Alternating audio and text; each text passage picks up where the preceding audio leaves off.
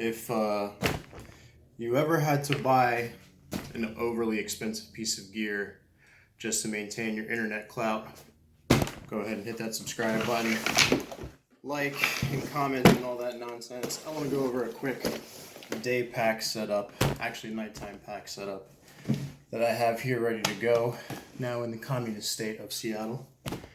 This is going to be in addition to what I regularly carry onto my midnight shift over into work, which is going to be standard loadout of a 9mm Smith & Wesson shield. But over here is where we get into the heavier detail stuff. Obviously, you don't want to get taken victim by the coronavirus. And in here, we'll start to work with the main components. On the exterior, Special Operations Group, knives, seal pup, very sturdy fixed blade.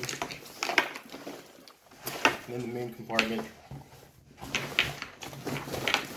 obviously 7.5 Shorty Boy, and magazines, easily accessible. In the secondary pouch, Hornady Critical Duty 5.56 hollow points, and they're mounted in Haley Strategic 5.56 magazine holsters, Velcro onto Velcro on the interior, nice and sturdy, has a good retention.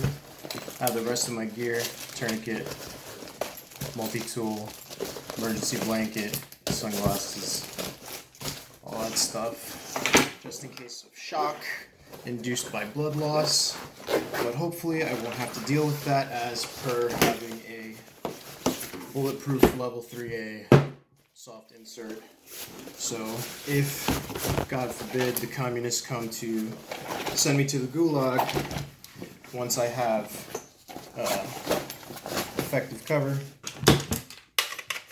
taking the Shorty Boy out, and I have defense against up to 44 mag and the coronavirus with this loadout.